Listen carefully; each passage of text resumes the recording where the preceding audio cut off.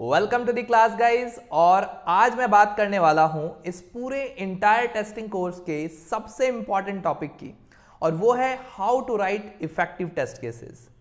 अक्सर क्या होता है, मैंने देखा है कि टेस्टर्स जो हैं वो अपनी फील्ड में इसी टॉपिक में कहीं ना कहीं कमजोर होते हैं, जिसके चक्कर में लगभग सारी जो उनकी ग्रोथ है वो रुकी होती है। क्यों ऐसा होता है, कैसे इसको इम्प्रूव कर सकते हैं और एक इफेक्टिव टेस्ट केस कैसे लिख सकते हैं, इन्हीं सबको डिस्कस करूंगा मैं इस वीडियो में। ध्यान से बने रहिए इस वीडियो को। और अगर आपने पुरानी वीडियोस नहीं देखी है इस प्लेलिस्ट की तो प्लीज जाएं और वॉच करें।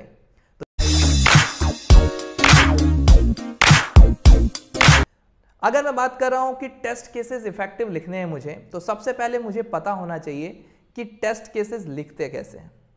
सबसे इंपॉर्टेंट चीज ध्यान देने वाली यह है कि टेस्ट केस लिखने से पहले सोचना होता है। हो सकता है कि आपको किसी नए मॉड्यूल के टेस्ट केसेस लिखने हो, यह भी हो सकता है कि कोई एग्जिस्टिंग मॉड्यूल हो। तो इसमें सबसे इंपॉर्टेंट ध्यान देने की बात क्या है कि सपोज करो मैंने आपको बोला कि ये ई कॉमर्स वेबसाइट है और इसके मुझे टेस्ट केसेस चाहिए ऑर्डर फंक्शनैलिटी के, या फिर माई अकाउंट के, जो भी मैं आपको बोल रहा हूं, या फिर ऑर्डर हिस्ट्री के। तो आपको पहले पता होना चाहिए कि उसका बिजनेस पर्सपेक्टिव क्या है, प्रोडक्ट का पूरा इंफॉर्मेशन होना चाहिए। अगर आपके पास प्रोडक्ट की नॉलेज होगी तभी आप पहले सोच पाएंगे। तो इंपॉर्टेंट चीज क्या है कि आपको प्रोडक्ट की इंफॉर्मेशन तो लेनी ही है। अब दो केसेस है जो मैंने आपको बताए, या तो आप किसी नए मॉड्यूल का लिख रहे होंगे जो एकदम अभी नया नया रेडी हुआ है और अभी आया नहीं है, उसके बारे में आप टेस्ट केसेस लिख रहे हैं, या फिर कोई एग्जिस्टिंग है जो सबसे न्यू मॉड्यूल बन रहा होता है, उसमें सबसे इंपॉर्टेंट चैलेंज होता है, लेकिन लर्निंग उसी में आपकी बनती है। जैसे सपोज करिए कोई एक नया मॉड्यूल आया है, एकदम नया प्रोडक्ट आया है और आप अभी तक वो बन के निकला नहीं है, और उस प्रोडक्ट पे आपने अभी काम नहीं किया है, उससे मिलते जुलते कुछ प्रोडक्ट्स पे काम किया है आपने।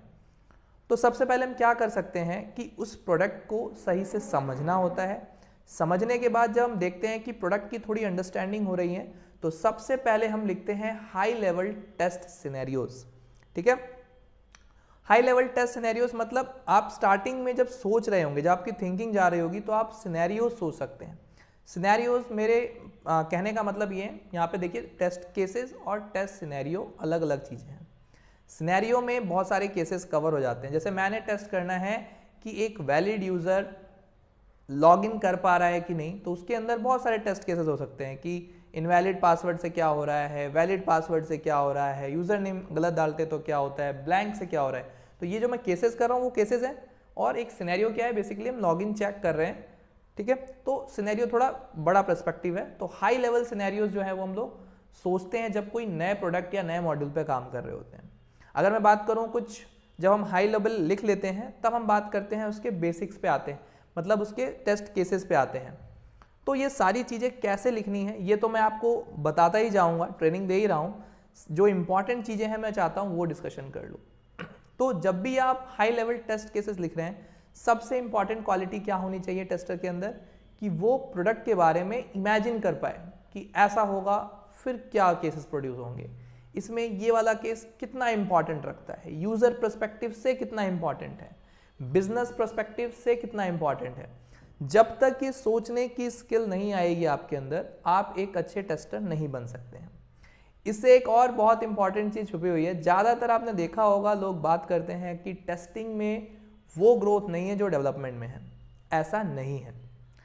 टेस्टिंग में सबसे इंपॉर्टेंट टास्क यही होता है कि आप कितना सोच पा रहे हैं, इमेजिन कर पा रहे हैं, टेस्ट केसेस कितने अच्छे हैं आपके, कितने टेस्ट केसेस हैं ये मायने नहीं रखता है।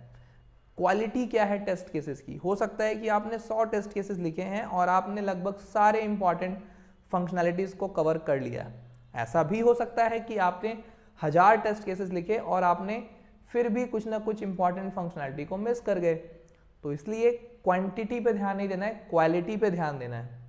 तो ये सबसे इंपॉर्टेंट इसलिए बोला मैंने इस वीडियो को, क्योंकि लोग क्या करते हैं, टेस्ट केस लिखना तो जानते हैं, सोचना नहीं जानते हैं। अब मैं बात करूंगा कि मैंने बताया कि सोचना बहुत इंपॉर्टेंट है, चाहे वो एग्जिस्टिंग मॉड्यूल हो या फिर नया मॉड्यूल बन रहा हो। नए मॉड्यूल के बारे में मैंने बताया कि पहले आपको कैसे हाई लेवल सिनेरियो सोचने चाहिए, फिर टेस्ट केसेस पे आना चाहिए।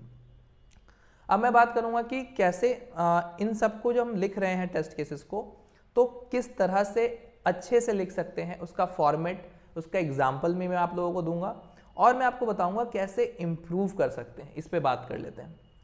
तो टेस्ट केसेस को अगर आपको इम्प्रूव करना है तो सबसे इम्पॉर्टेंट, नए प्रोडक्ट जब भी कुछ आ रहा है आपकी कंपनी में, आपके ऑफिस में कोई नया प्रोडक्ट आ रहा है तो उसमें इन्वॉल्व रहिए शुरू से लेके, जब वो उसकी पीआरडी आई थी, रिक्वायरमेंट आई थी, तब से लेके और डिलीवरी तक रहिए। आपको पता चलेगा कि जितना नॉलेज लेते जाएंगे और निकलेंगे केसेस, और आप पूछिए, बिजनेस यूज़र से मिलिए, उसके प्रोडक्ट मैनेजर से मिलिए, ठीक है, जो उसका यूज़ करने वाले हैं यूज़र्स, जो एक्चुअल यूज़र्स हैं, एंड यूज़र से मिलिए।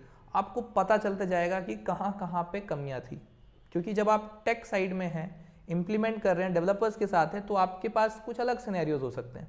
लेकिन जब आप एक यूज़र से बात करेंगे जो उस प्रोडक्ट को एट दी एंड यूज़ करने वाला है, उसकी थिंकिंग प्रोसेस अलग होगी।